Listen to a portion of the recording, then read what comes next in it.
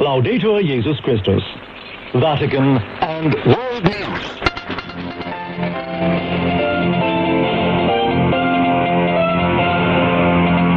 In the headlines this Thursday, August 12th, Pope Francis denounces the hidden practice of printing books for the use of slave labor. Australia and New Zealand are battling a worsening wave of COVID-19 infections as vaccination rates languish. And the UN celebrates its World Youth Day with the Pope tweeting his support for young people across the globe. In the Vatican, I'm Devin Watkins. Pope Francis today wrote a response to an open letter from an Italian writer who recently discovered that his books are being printed using slave labor in Pakistan. The Pope praised Maurizio Maggiani for his candor and urged all authors to speak out against the practice of exploitative labor. Christopher Wells reports. Maurizio Maggiani, an Italian author who writes romance novels, discovered recently that his books are printed by exploiting people in slave-like conditions in Pakistan. The Ligurian writer then wrote an open letter to Pope Francis asking, is it worth producing beauty thanks to the work of slaves? In a letter published on Friday, Pope Francis responded to the author's question and praised him for courageously confronting a problem which he said many would have kept quiet about. I was struck by your words, wrote the Pope. Yours is no idle question, because what is at stake is human dignity, a dignity which is today too often and too easily trampled upon through slave labor and the silent complicity of many people. The Pope recalled how the early days of last year's COVID-19 lockdowns revealed that much of our food was being produced by relying on day laborers who lack basic rights. Pope Francis said Maggiani's question has revealed an even more striking point. Even literature, the pride of souls and expression of the human spirit, is wounded by the voracity of exploitation, which takes place in the shadows, wiping out faces and names. The Pope said that he thinks that publishing beautiful and edifying texts while creating injustices is an inherently unjust act. And for a Christian, he added, every form of exploitation is a sin. Yet, he said, renouncing beauty would be a form of retreat that is also unjust, an omission of the good. The Pope went on to urge Maggiani, along with all in the field of literature, to take action against the practice of using slave labor to print books. The pen, or the computer keyboard, he said, offers us another possibility, that of reporting and writing uncomfortable things that can shake us out of indifference. Pope Francis also called on everyone to renounce not cultural works and literature, but attitudes and advantages that promote perverse machinations of exploitation, which damage the dignity of our brothers and sisters. Finally, he thanked the Italian author for bringing this important problem to his attention and for his helpful reporting. I'm Christopher Wells. In other news, the Australian city of Canberra on Thursday announced a snap lockdown due to a new case of COVID-19, while New Zealand said it won't be reopening just yet. Lydia O'Kane reports. Australia's capital, Canberra, headed into a one-week lockdown on Thursday after reporting its first locally acquired case of coronavirus in over a year. Meanwhile, the city of Sydney is grappling with the Delta variant, which has spread to regional areas. The New South Wales government said on Thursday that military personnel could be called on to make sure people adhere to lockdown curbs. Daily infections continue to rise in Sydney despite 7 weeks of lockdown. New South Wales reported 345 new locally acquired cases, with most of them in Sydney. The neighbouring state of Victoria was also seeing a rise in cases Thursday, reporting 21 new infections. The state capital, Melbourne, is also going into a second week of lockdown. Australia has recorded 37,700 cases and 946 deaths, but the rapid spread of the Delta variant has seen state governments impose strict measures in order to contain the spread of infections. In nearby New Zealand, Prime Minister Jacinda Ardern said on Thursday that the country was not in a position to fully reopen.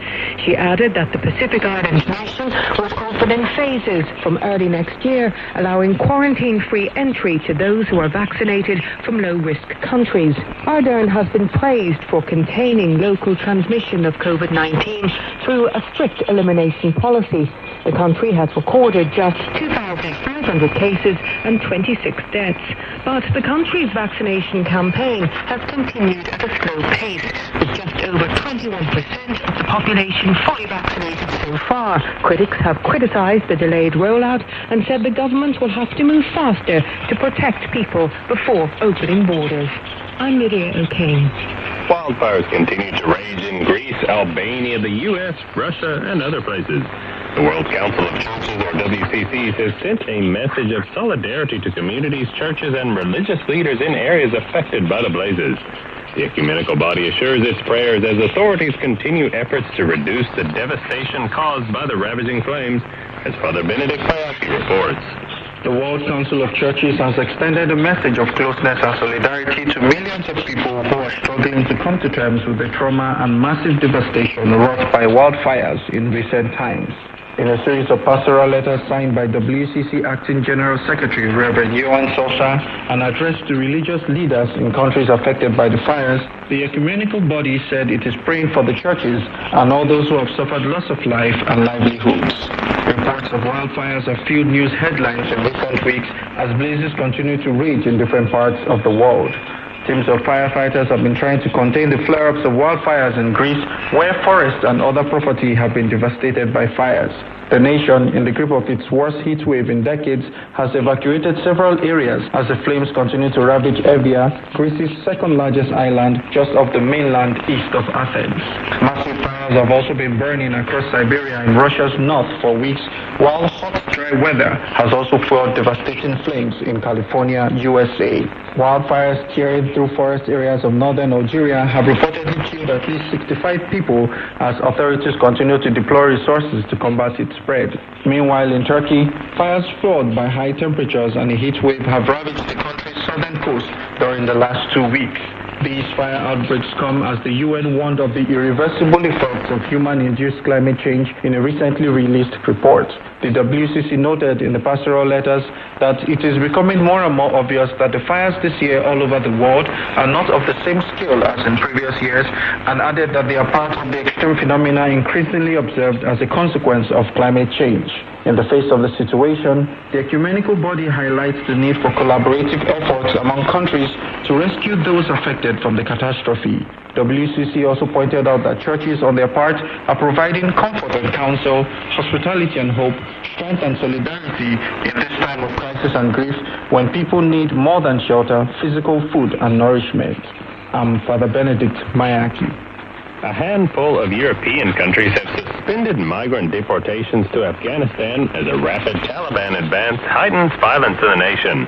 France and Switzerland announced the pause on Thursday. Meanwhile, a U.S. defense official said today that the Taliban could isolate the Afghan capital, Kabul, within 30 days and even take it over within 90. The announcement came as the Taliban captured a police headquarters in Lashkar, the capital of Helmand province. The militants have already captured 9 other provincial capitals in the week-long blitz. Fighting is rapidly displacing Afghan civilians, with many heading for Kabul to sleep on the streets. UN spokesman Stefan Dujarric said nearly 400,000 people have been internally displaced in Afghanistan since January. Since the start of the year, nearly 390,000 people have been newly displaced by conflict across the country, with a huge spike since May. Our humanitarian colleagues are telling us that between July 1st and August 5th, 2021, the humanitarian community verified that 5,800 internally displaced persons had arrived in Kabul. They were seeking safety from the conflict and other threats. They have received assistance, including food, household items, water, and sanitation support. Most of these are staying in Kabul are hosted by friends and family, but a growing number are staying in the open. A temporary health clinic and a mobile health team are providing health services to these people. Despite the worsening security situation, humanitarian agencies are staying and delivering to people in need, reaching 7.8 million people in the first 6 months of this year. The ability of the United Nations and local and international NGOs to stay and deliver depends on the removal of bureaucratic hurdles by the parties, staff safety, and additional funds being urgently mobilized. Thanks there to UN spokesman Stefan Dujarric. Briefly, in Japan, hundreds of thousands of residents of Nagasaki and other parts of Kyushu Island have been asked to evacuate to avoid floods and the risk of landslides caused by torrential rain. The warnings issued by the Japan Meteorological Agency came as a rain front moved west over the island. Video aired by public broadcaster NHK showed streets inundated with water in some areas and rivers close to overflowing as more than an average August of rainfall fell in just 48 hours. In Turkey, at least 9 people were killed in flash floods in Kastamonu in the Black Sea region as water and debris gushed through streets and damaged bridges. There was also flooding in the Black Sea provinces of Sinop and Bartın, where one person went missing on Wednesday and another died due to a heart attack. The number of migrants illegally entering the European Union by crossing the Western Balkans has almost doubled this year, according to EU border agency Frontex. The agency says the majority of the over 22,000 migrants came from Syria and Afghanistan. And finally, the United Nations today marked its International Youth Day.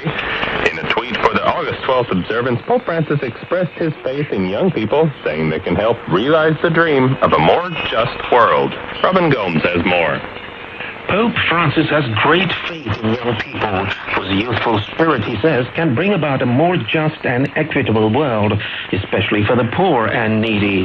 The Holy Father expressed his feelings in a tweet on Thursday on the occasion of the United Nations International Youth Day. With the help of young people and their innovative spirit, we can make the dream come true of a world where bread, water, medicine, and work flow abundantly and reach those most in need first, the Pope said in a post on his Twitter account. Adopted by the General Assembly in 1999, the UN's International Youth Day has been observed every year on August the 12th since 2000. The commemoration brings young people's issues to the attention of the international community and celebrates the potential of youth as partners in today's global society. The theme of the International Youth Day 2021 is Transforming Food Systems, Youth Innovation for Human and Planetary Health.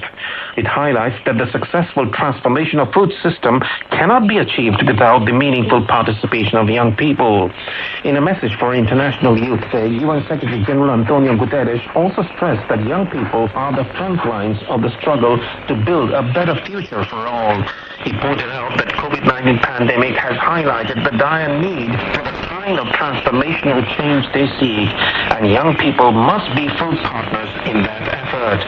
Solutions developed by young innovators to address challenges to our food systems, he said, are tackling inequities in food security, biodiversity loss, threats to our environment, and much more.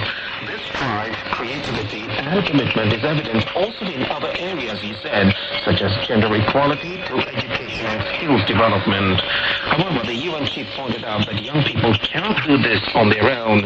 They need allies to make sure they are engaged, included, and understood. I'm Robin Gomes.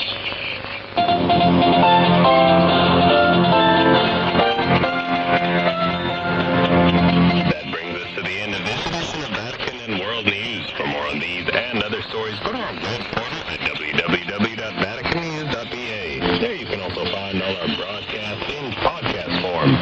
And don't forget to catch the latest updates on our Facebook page and Twitter feed. Many thanks to our sound engineers in studio. In the Vatican, I'm Devin Watkins.